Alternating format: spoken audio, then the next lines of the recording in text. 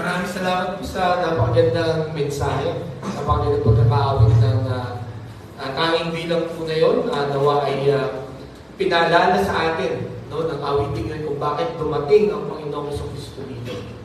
Bakit ang pangalan niya ay Emmanuel? Because God is with us.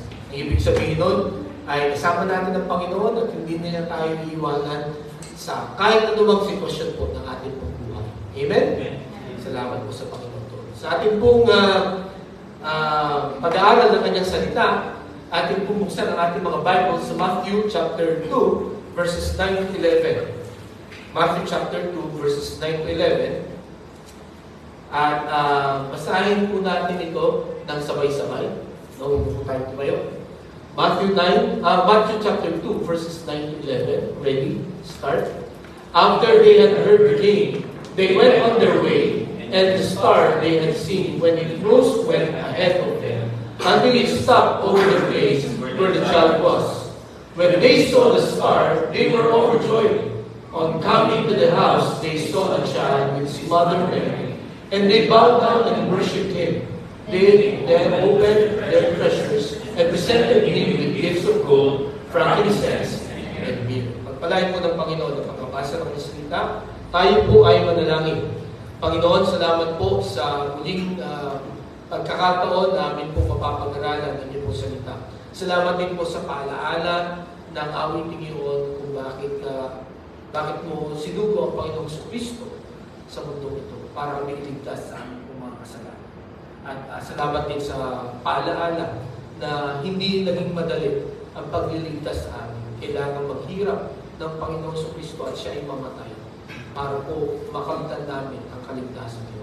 Sa amin pong pag-aaral ng inyong pong salita, salamat po sa inyong patnubay sa amin mga nagdaang linggo. Dalayan ko po na minsan pa sa umaga nito ay tulungan mo kami turuan na maunawaan ang mga kaloob na pwede namin ibigay sa Panginoong Kristo. Kaya Panginoon, sa aming pag-aaral ay samahan mo na po kami. Ito aming dalangin sa pangalan ni Jesus. Amen. Isa daw po sa pinakamahirap na sagutin na tanong ay ito. What if? Diba? Ano ang mga what ifs na sa buhay? Ano ba Tagalog sa what if? Ano kaya? Ano kaya kung kasing gwapo ko si idol ko si Christopher, bigla naman si Christopher. Ano yung gano'n ako naka-eyeglass? Kasi gusto ko makita mo si Superman. Pero wala. Naging kamukha lang yung eyeglass ko, pero yung mukha ko yun. But, alam niyo ba ang mga, ano yung mga what ifs natin? What if ganito? What if kung hindi ako sa Pilipinas pinanganak? What if kung hindi ako taga rito? No? What if kung taga ron ako? What if kung ito ang napangasawa ko? What if kung ito ang ang bahay ko, o ang sasakyan ko, or kung ano man. As I said, ang hirap sagutin yan, kasi wala talagang sagot yan. No? Kasi pagka sinabing what if, imposibleng ibalik mo kung ano ang nakaraan. Di ba? Alam niyo po, sa pag-aaral ko po ng mensahe ngayong umaga, may nabasa akong isang nakakatawa na what if. No? Tungkol dito sa ating pag-aaral. Noong 2008 ito nasulat. No?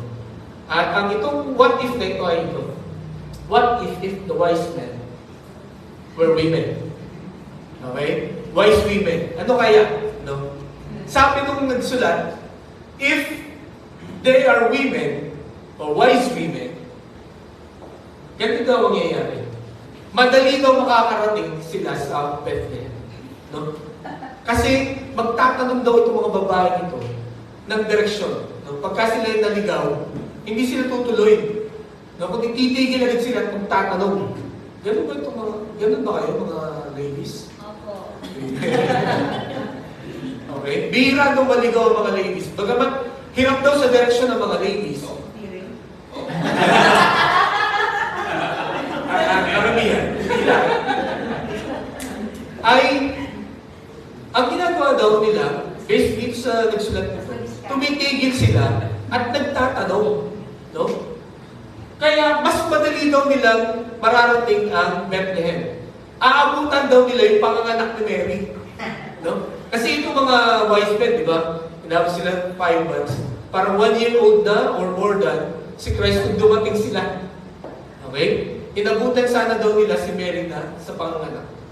At ang isa pa daw, kung what if, again, what if lang to ha, kung ang mga wise men daw ay women, maganda daw yung major. No? Kasi pagdating nila, aayusin nila yun. Lalagyan nila ng bulaklak, lalagyan nila ng mga ilaw. Diba? Kasi nga darating sila on time sa panganak. May time pa sila para maglinis, mag-decorate. Tama ba? Ganyan ang gagawin daw nila. Okay? At ito pa ang pinaka-nakakatawa dito sa what if na ito. No, kung ang mga wise men daw ay mga women, ito daw ang kanilang gift na dala. Diapers, casseroles, at formula, infant formula. No? Sasabihin daw ni Mary, perfect. Nice gifts. Pero again, it is what if. Diba? Hindi yan lang nangyari dahil hindi yan ang kalooban ng Diyos. No? Ang kalooban ng Diyos na dumating, no? After a year ay ang mga wise men. At sila po ay may dalang mga regalo. For the past 2 Sundays, pinag-uusapan po natin yung mga gifts na pwede natin ibigay sa Panginoon na ito ibinigay nitong mga wise men. No? Ang una, the gift of time. No? Sana nag-stick po ito sa ating mga isipan. No? Ngayong Pasko, ang daming yung mga imbitasyon. No? Marami tayong mga pupuntahan at gustong puntahan. Di po ba? Pero nawa, magkaroon po tayo ng time with a celebrant. Sa may birthday. Mag-spend po tayo ng time to reflect, no? To thank Him, to listen to the message, no? Why He came 2,000 years ago. Okay? And then nakita natin last week, the gift of talent. No? Maraming kakayahan na binigay sa atin ng Panginoon. At ito ay ginamit ng mga wise men. Ano po? Ginamit nila yung talent nila sa pagbabasa ng mga stars. No? At nung makita nila yung kakadang star na sinabi ni marahil ni Daniel, no? Ay sila ay nag-alsabalutan, pinuntahan nila. Sapagkat tanda yun na isinilang na ang hari ng mga Hudyo. Okay? Ngayon po nga umaga, ang ating pong pag-uusapan ay the gift of treasure. Okay? The gift of treasure. So, kung babalikan po natin itong ating binasa, ito ang madalas nating naririnig. Basta pinag-usapan ng wise men, yung kanilang regalo. Okay? Ano yung regalo nila? Gold, frankincense, and myrrh. Okay? At alam niyo ba na may kakaiba nung tayo makikita.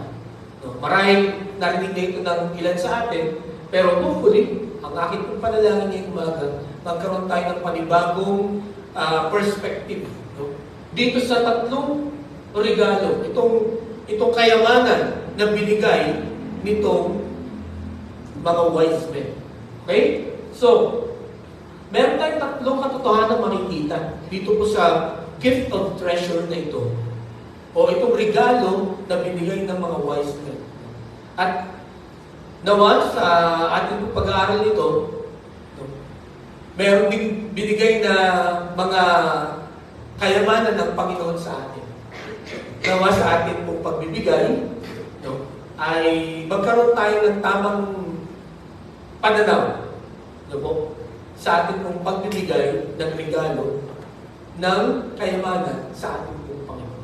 Okay? So, may tatlong tayo makikita. Una, the meaning of the gifts. Okay? Anong kahulugan ng tatlong gift na yun? Bakit gold, frankincense, and myrrh? Okay? So, ang una ay gold. Hindi ko alam kung gold bars ang dala nung isa sa mga wise men. Pero gold. At alam nyo, ang dahilan daw, o ang binibigyan lang daw na regalo ng gold ay yung mga hari. Kung tinuturing mong hari, no? Or he belongs to a royal family, magkapinaanak, may gift lagi ng gold. No? Tingnan po natin dito sa 1 Kings chapter 10, verse 21. Si King Solomon. Basahin nga po natin. Ready? Start. All King Solomon's garments were gold, and all the household articles in the palace of the forest of Lebanon were pure gold. Nothing was made of silver, because silver was considered of little value in Solomon's days. Okay? So makita po natin dito, na nung nabuhay si Haring Solomon, yung kanyang baso, yung goblet, yung lagay ng alak, ay gold. Tapos, ang sabi pa doon, all the household articles in the palace of the forest of Lebanon were pure gold. Nothing was made of silver. So, nung panahon na yun, basta regaluhan mo si Solomon, kailangan pure gold. Tatanggapin niya pagka nababalot yan sa gold. Pero pag yung silver, sorry, siguro papamigay na lang niya. Okay? Ano bang sabi ko dito sa 1 Kings chapter 10, 24 and 25? Basahin nga po ulit natin. Ready? Begin. The whole world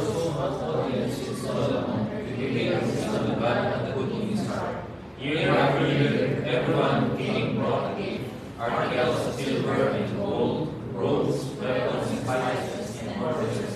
So, ganun po ang ginagawa ng mga tao once na makikipagkita sila sa hari. Lalo na kay King Solomon, na sobrang talino nito. Tuwang-tuwa silang makinig, sa mga proverbs o mga kasabihan ni King Solomon. And every time sila pupunta, every year, the whole world, okay? Ang buong mundo ay dumadayo pa nung nagbabiyahe ng matagal para marinig lamang ang karunungan ni Solomon.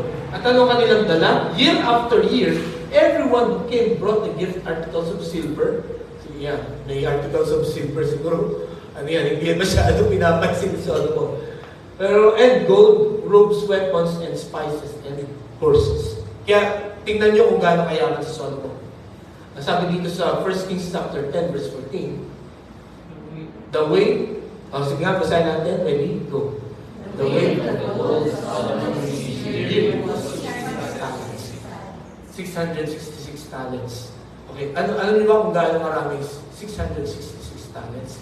It is equivalent to 25,000 kilos of gold. Okay? Ang equivalent po ng 66 talents ay 25 tons. At 1 ton is equal to 1,000 kilograms. So, since 66, nasabi nga daw niya, 25 tons. So, 25,000 kilos of gold. Sobrang dami nun. At yun ang natatanggap niya, yearly. Ilan taon ba siyang naghari? Almost 40. So, sobrang yaman ni Gold pa lang yan. At tingnan natin kung magkano ang gold ngayon. Ang 1 kilogram ng 24K na gold ay 3,667,540.73 Philippine peso. Okay. So, hindi ko na kwenta kung gano'ng karami yung 25,000 kilograms of 24 karat gold. Kasi di ba sabi nyo, pure gold, Hindi pure gold ni Pero, pakita natin dito, na ang mga gold ay binibigay sa mga hari. So bakit binigyan ng gold si Jesus? So pinapakita po ng mga wise men na ito. Yun nga, hinanap nila kay Herod the king. No? Where is the one who is born king of the Jews? Okay? Kaya nga binigyan ng gold si Jesus because sa kanilang pag-aaral, sa kanilang research, this Jesus is the king. Okay? Siya ay hari. Ngayong umaga, siya ba ang hari ng buhay natin, ang Panginoong Jesus? Kung bibigyan natin ng regalo ang hari, wala man tayong gold, ano kaya ang ibibigay natin? Okay? So, yun po ang unang makikita natin bakit gold ang ibinigay ng isa sa mga wise men. No? Ang pangalawa ay itong frankincense. Okay? Itong frankincense, yan po ay frankincense tree. At ito pong frankincense ay sikat, no? Noong unang panahon from Rome to India. Okay? At ito pong frankincense ay na-extract ito, no? Para gawing pabango. Okay? Pero, noong panahon po ng Exodus, binigyan ng instruction ng Panginoon si Moses. Ang sabi niya, then the Lord said to Moses, take fragrant spices, gum resin, onycha, and galbanum, and pure frankincense, all in equal amounts, and make a fragrant blend of incense, the work of a perfumer. It is to be salted and pure and sacred.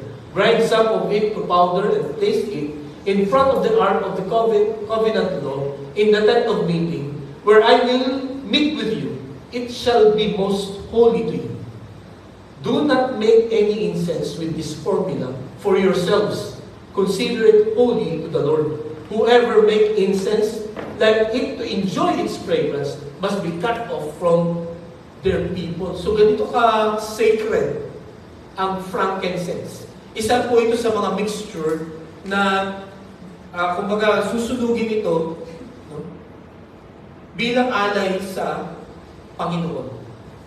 Okay? At ang sabi nito, huwag mong gagamitin itong formula ito para maging pabango mo. No? Kasi ang sabi niya, you will be cut off from their people. Ihiwalay ka o papatayin ka. Pagka ginamit mo yung mga bagay na para sa Panginoon, sa iyong sarili. So ano po ang ibig sabihin when you use frankincense? No? Ito pong frankincense ay ginagamit lang sa pagsamba sa Panginoon, sa Diyos.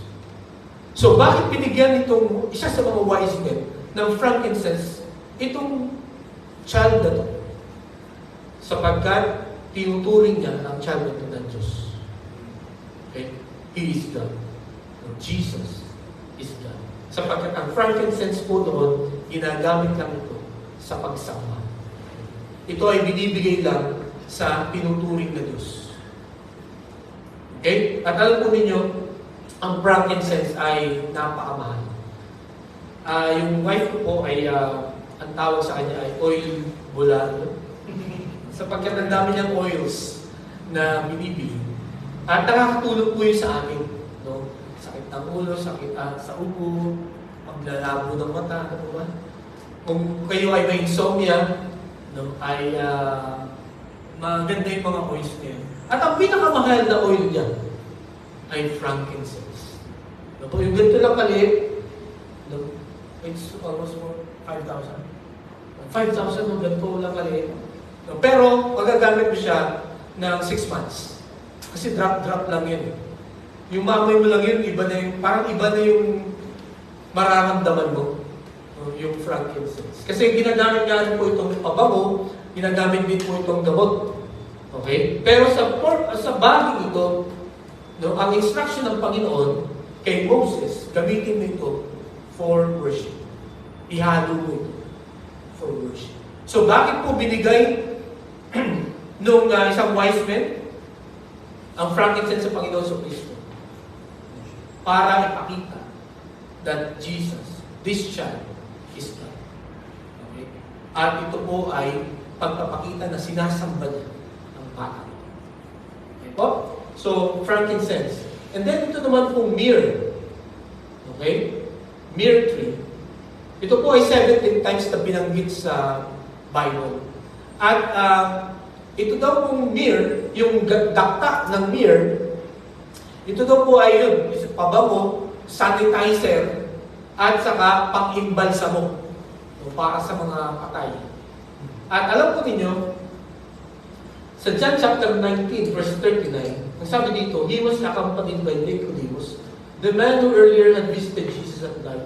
Nicodemus brought a mixture of myrrh and aloes, about 75 pounds. Bakit na po ito dinala? Sapagkat para ilagay, sapagkat namatay na dito si Jesus. So ito po ay pang-preserve, no? At saka pang-tanggal ng masamang amoy, ang myrrh. So bakit ito binigay ng wise men? Sabi nga nung isang nabasa ko, sa lahat ng mga regalo, ito ang parang kakaiba at nakakapagtaka. No? Kasi yung gold and frankincense, no, para talaga yung sa importanteng tao. Okay? Sa king and sa God. Pero itong myrrh, madalas ito po ay para sa patay. So pinapakita po nito, no, na napag-aralan nitong isang wise man na ito, that time will come, no, this king of the Jew will die. Okay? Of course, ito ay sa pamagitan ng guidance ng Panginoon. Kaya nila napili itong mga regalo ito. At ang sabi rin ng mga Bible scholars, itong tatlong wise men na ito, or itong mga wise men na ito nagbigay ng tatlong regalo ito, ay nagpapakita rin kung saan sila galing. No? At kung ano ang sikat na produkto dun sa kanilang lugar na pinanggalingan. Okay? So marahil yung isa, no, galing Arabia, no, na maraming ginto dun. Yung isa ay sa Lebanon, yung isa ay sa ibang lugar, na maraming frankincense at maraming myrrh. At ito pong mga ito mga regalo ito, lahat ay mamahalin ito. Hindi mo ito basta mabibili sa Mercury Drug or sa ordinaryong grocery store, no? Or sa department store. Ito po ay kailangan ay marami kang pera para maibigay ito. So mga kapatid, makikita po natin ang tatlong kahulugan ng mga regalo ito. Ito po ay ibinigay para sa importanteng tao. Ang isang lang po ang aking na-realize dito sa habang pinag-aaralan ko po ito. Pagka nag-decision ka to search the Lord Jesus Christ, if you decide to study about the Lord, yung gift mo tama, yung ibibigay mong regalo sa Panginoon, tama. Paano po nasabi? Sapagkat nung tinanong ng wise man na ito, si King Herod, sabi niya, where is the king who will be born as, where is that king who will be born as king of the Jews? Nasabi ni King Herod, meron ba nun? At nung tinanong niya yung kanyang mga wise men din niya, yung kanyang mga prophets din, yung mga Bible scholars din, sabi, yes, meron pong ipapanganak na king of the Jews. No? Sa Bethlehem ipapanganak. At nataranta silang lahat. No? Kasi hindi nila alam. At anong naging attitude ni King Herod? Nung sinabi niya sa mga wise men, pag nakita nyo, pwede bang sabihin nyo sa akin kung saan ang address para sasamba din ako. Okay? Pero alam natin yung motive niya. Papatayin niya kung sino man yun. No? Kasi threat yun sa kanyang trono. Eh. So anong ginawa niya? Okay, by the way, to summarize this, no, ang gold ay nagpapakita ng royalty, ang frankincense ay ng deity, and then ang myrrh, yung humanity, no, yung pagkamatay ng Panginoong Jesucristo. Okay? And then, dito sa Matthew chapter 2, verse 16, sabi niya, when Herod realized that he had been outwitted by the Magi, he was furious and he gave orders to kill all the boys in Bethlehem and its vicinity who were 2 years old and under, in accordance with the time he had learned from the Magi. So mga kapatid, alam niyo, pag hindi niyo kilala ang Panginoon, at pagka wala kayong interest na kilalanin siya, katulad po ni King Herod, ang iyong reaction is to eliminate him, to forget him, to reject him in your life. Okay? Kung hindi mo siya hinahanap, kung hindi mo siya gusto makilala. Pero yung mga Magi's, o yung mga Magi, itong mga wise men ito, when they search the Lord Jesus Christ, when they study the Son of God, they brought the right gift. Tama yung kanilang ibigay. At ganoon din tayo mga kapatid. Many times, ano bang ibibigay ko sa Panginoon? Paano ba siya paglilingkuran? Mga kapatid, kung patuloy po natin pag-aaralan ng kanyang salita, with the attitude na alamin kung ano po ang kalooban ng Diyos sa atin, malalaman po natin kung ano ang pwede natin ibigay sa Kanya. Malalaman natin kung ano yung maibibigay natin sa Kanya na magbibigay sa Kanya ng kalwalhatian. Ngayong darating na Pasko, alam niyo ba ang ibibigay natin sa Kanya? Na magbibigay ng kalwalhatian sa Kanya. Na matutuwa siya. Diba? Na-experience nyo na ba na sa exchange gift, ang binigay sa inyo yung hindi ko kailangan? Bakit ito binigay sa akin? Di ba? Ang dami ko ng towel. Ang dami ko ng plato. Ang dami ko ng baso. Di ba? Pero pag binigyan ka ng mamahaling bag, binigyan ka ng Hermes, wow, kailangan ko to.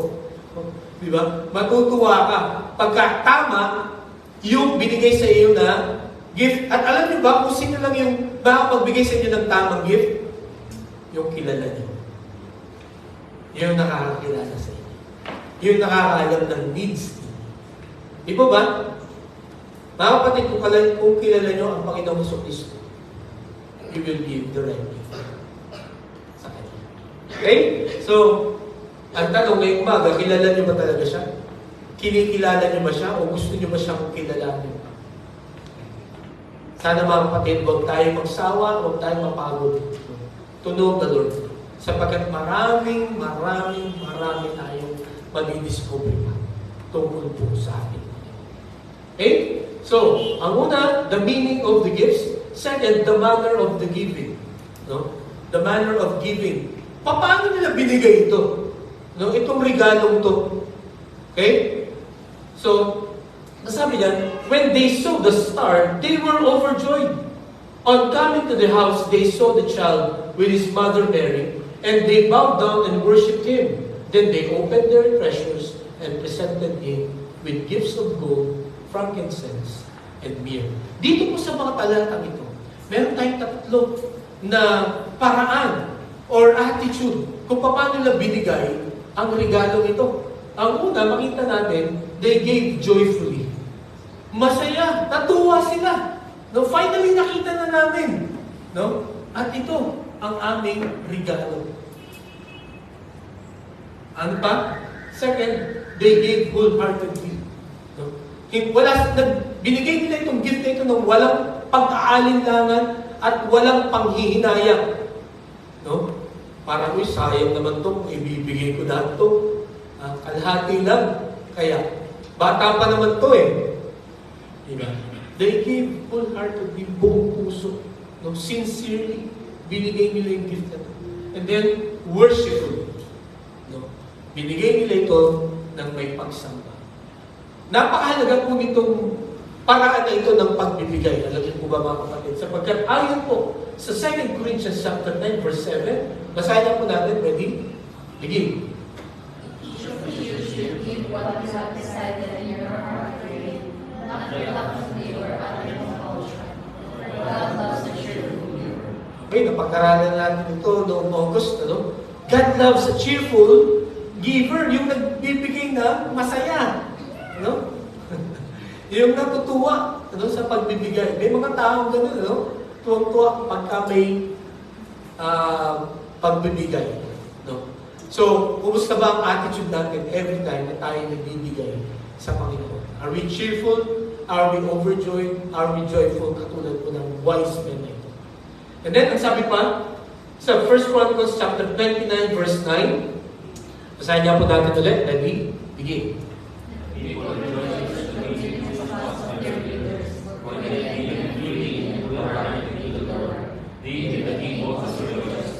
Okay. Alam niyo, pagka ang bawat isa ay nagbibigay ng masaya, natutuwa sa Panginoon, nakakahawa yan. And even the king, he rejoiced greatly. Yung kanilang leader. Ito po, kung babasahin natin ang context nito, ay hindi pinayagan ng Panginoon si David na magtayo ng templo, ng bahay ng Panginoon. Ang sinabi ng Panginoon, si Solomon ang magtatayo. Sapagkat ang kamay mo ay punong-puno ng dugo, marami kang pinatay.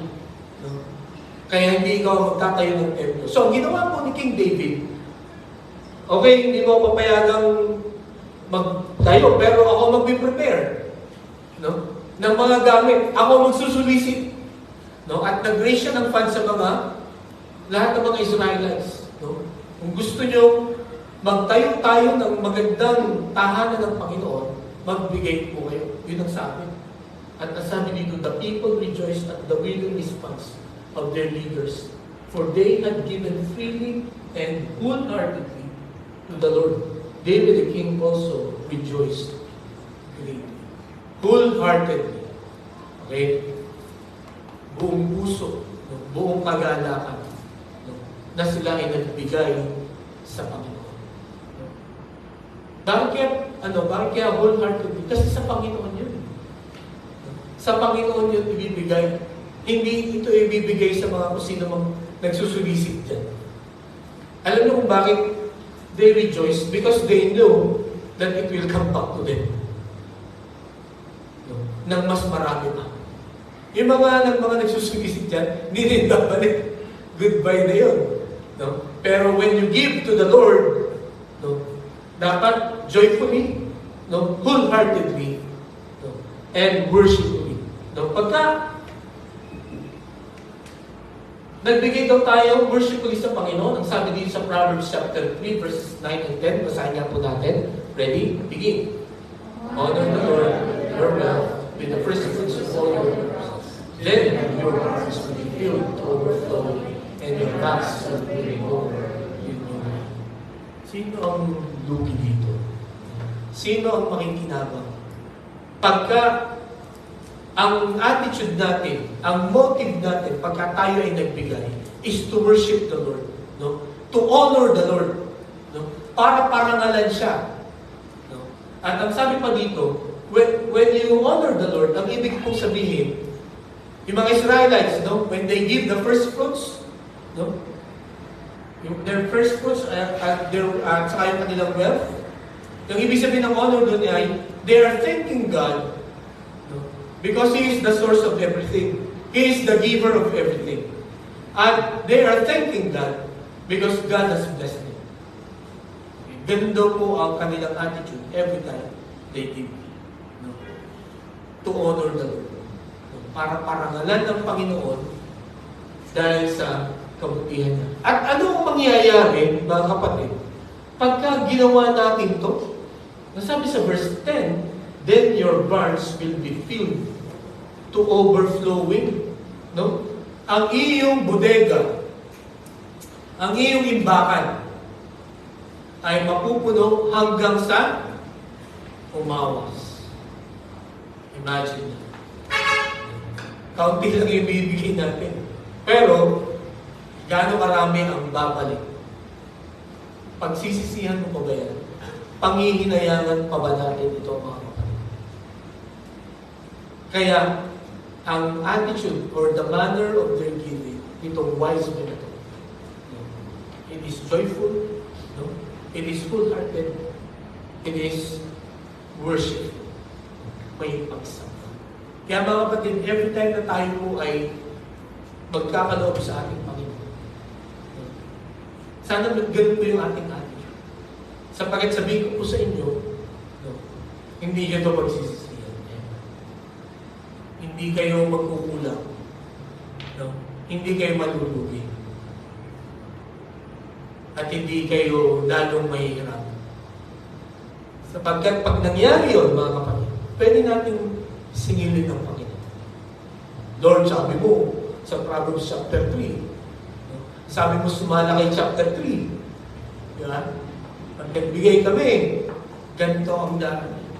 Alam niyo po, ito po ang aking na-realize. Bago ka umabot doon sa paninisid sa Diyos, naibigay na niya. Natupad na niya yung kanyang pangarap. Pero ang dahilan, marahil kung bakit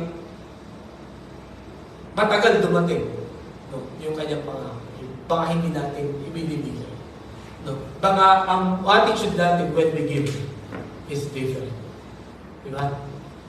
Baka hindi tayo joyful, baka hindi tayo wholehearted, baka hindi worshipful ang ating pagbibigyan. Kaya, I hope this will remind us, no? Katulad po ng ginawa ng mga wise men. Wala silang, kumbaga, pwede nilang hindi gawin yan eh. Di ba?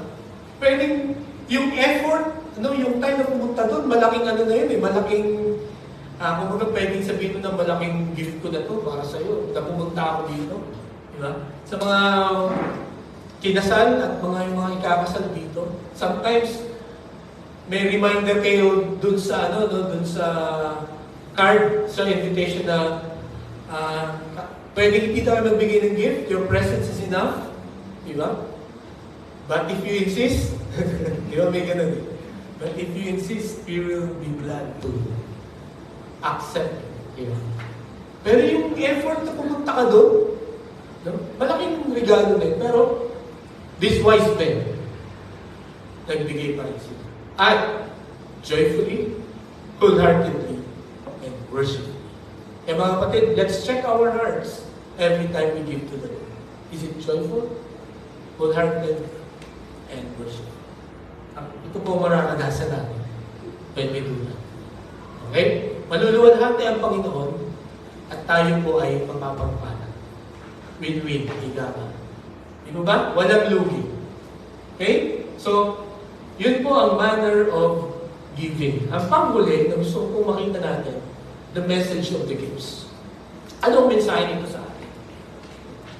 Ano ang mensahe ng mga regalo ito? Ng treasures, ng gift of treasures sa Panginoon. Una, give the right gift. Pagka magbibigay tayo sa Panginoon, ibigay mo yung tama. Yung nararapat. Hindi yung kulang, no?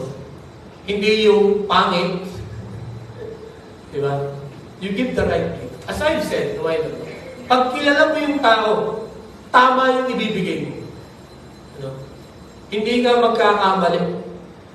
No? Kasi, the more you commune with them, makikita mo yung need nito eh. No? At pagdating ng birthday niya, alam ko kung anong kailangan nito. Diba? Hindi ko na kailangan magbulag. I believe ito pong mga wise men for 600 years. No? Pinag-aralan nila kung sino itong King of the Jews na to. Binasa nila yung mga prophecies about him. Binasa nila yung mga sulat ni Isaiah, ni Jeremiah, ni Ezekiel. No? At lalo tigit yung itinuro sa kanila ni Daniel. No? Na may darating na tagapagligtas, hari ng mga Hudyo. At ang conclusion nila, dapat bigyan ng regalo ang hari nito. At yung tatlong gifts na binigay, gold, frankincense, and myrrh, that is the right gift for a king. For this king of the Jews. Alam niyo po ba na through that gift, no, ay sinasabi ng mga wise men na to ang magandang balita. Na itong dumating na hari ng mga Hudyo, no? Siya ay hari, siya ay Diyos, at siya ay mamamatay. Bakit? To save you and me. To save you and me. Imagine, through gifts pa lang, no? May mensahe na, no? Gospel message na, pagka pinag-aralan. Okay? Bakit nila nagawa to? because of their communion with the Lord. Ngayong umaga mga kapatid, kung tayo po ay mag-spend ng maraming oras sa Panginoon, we will know what to do.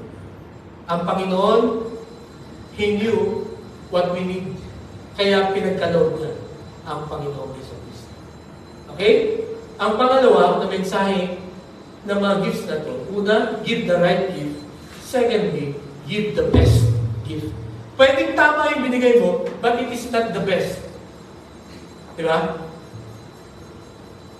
Pwedeng ang pangailangan ng friend mo na kilala mo ay kailangan niya ng ref. Pero second hand. Diba? Or pinaglumahan mo na. O hindi ko na ito ginagamit. Medyo mataas ang konsumo nito, kaya sa'yo na lang. Diba? Bumili na ako ng bago. It is not the best. No? It is the right gift, but it is not the best. Diba? Ang sabi po din sa Leviticus chapter 22, verse 22. Basahin niya po natin. Ready? Begin. Or anything with words, necessary for finding source. Do not place any of these or other as a food offering presented to the Lord. Okay, ano daw yung huwag mong iaalay sa Panginoon? Yung mga bulag, no? Mga injured or maimed. Ito po ay yung mga hayop, no? Kasi noon ang pag-aalay sa Panginoon ay yung mga bulls, no? Sheep. No? Ang huwag mo daw ibibigay ay yung mga bulag, no? Yung mga may injury, yung mga patapon na. Ibigay mo yung best para sa Panginoon. Ang sabi ko po din sa Deuteronomy 15:21, ready? Read. If